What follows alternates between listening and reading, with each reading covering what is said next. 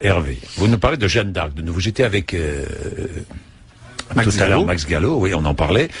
Nicolas Sarkozy est en Lorraine aujourd'hui. Jeanne d'Arc, c'est surtout un symbole de la ringardise de la pensée politique française.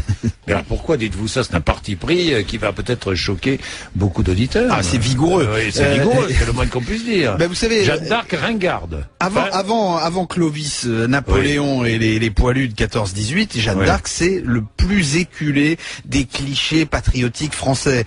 Qu'on en soit encore aujourd'hui à se servir d'une héroïne médiévale pour exalter le nationalisme sous couvert de célébrer l'importance de l'histoire, parce que c'est ça le sujet du déplacement de Nicolas Sarkozy aujourd'hui, l'importance de l'enseignement de l'histoire, ben moi je trouve ça anachronique et même un peu désespérant. Et bien sûr, Nicolas Sarkozy cherche le coup politique en préemptant le symbole favori de l'extrême droite, tout le monde l'a compris. Le problème c'est que précisément, comme tout le monde l'a compris, puisqu'il l'avait déjà fait en 2007, mais plus jamais depuis, c'est un peu gros pour espérer un bénéfice électoral immédiat. La réalité, c'est que celle qu'on appelle la pucelle d'Orléans dans tous les livres d'histoire, c'est un joli mythe pour enseigner le patriotisme à nos écoliers, mais elle ne mérite sûrement pas le piédestal que les politiques français ont toujours voulu lui réserver. Vous trouvez qu'elle n'a pas sa place parmi les grands personnages du roman national, comme dit Max Gallo? Mais je trouve surtout qu'on a tort de confondre la légende et l'histoire.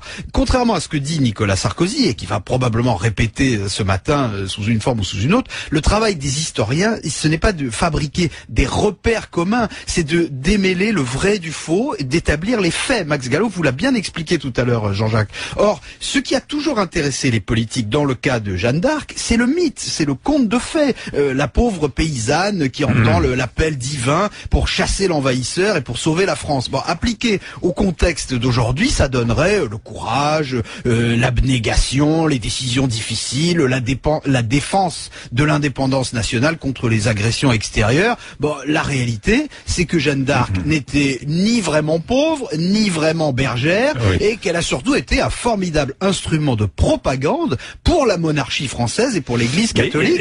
Et en tout cas, elle a fini sur le bûcher, c'est la limite de l'identification recherchée par Nicolas Sarkozy. Oui, mais c'est une figure consensuelle qui intéresse Nicolas Sarkozy, au moment où il cherche à rassembler le plus possible de Français derrière lui, non? Oui, bien sûr que oui, mais ça aussi, ça relève du mythe.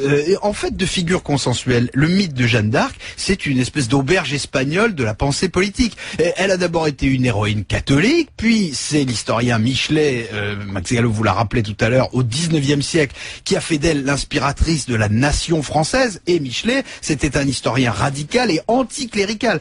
Ensuite, les républicains et les socialistes français en ont fait un personnage qui correspondait à leurs valeurs respectives, en soulignant les uns qu'elle avait été martyrisée par l'Église, les autres qu'elle était une fille du peuple. Même les communistes l'ont invoquée à la Libération pour glorifier, vous savez, les héroïnes de la résistance. Et puis l'extrême droite se l'est attribuée il y a 25 ans. Pourquoi? Parce qu'elle était plus fréquentable dans leur mythe à eux que Charles Martel ou le maréchal Pétain. Alors tous les présidents ont célébré Jeanne d'Arc. Est-ce qu'il faut reprocher à Nicolas Sarkozy de faire la même chose que ses prédécesseurs? Non, on peut pas vraiment lui reprocher ça. Mais on peut observer qu'il y a toujours chez Nicolas Sarkozy la tentation d'un usage un peu consumériste de l'histoire. Vous savez, en s'appropriant des personnages pour essayer de capter un électorat particulier. Alors, il a essayé de le faire avec Jaurès ou avec Guy Môquet. Bon, on voit bien ce que la légende de Jeanne d'Arc a d'électoralement utile aujourd'hui. Mais on ne peut pas garder la légende et éluder le reste comme on sépare le jaune du blanc dans un œuf. Jeanne d'Arc, elle appartient sans doute à tous les Français, elle appartient surtout à l'histoire et pas à la politique. Vous voulez dire qu'il y a parmi les présidents ceux qui font l'histoire comme De Gaulle et ceux qui s'approprient l'histoire comme tous les autres? Oui, mais enfin les autres n'ont pas tellement le choix. Après tout, De Gaulle était dans l'histoire, il l'a pas forcément voulu, c'était les circonstances. Merci Hervé Gattegno, on va en parler avec Henri Guénaud. Tiens.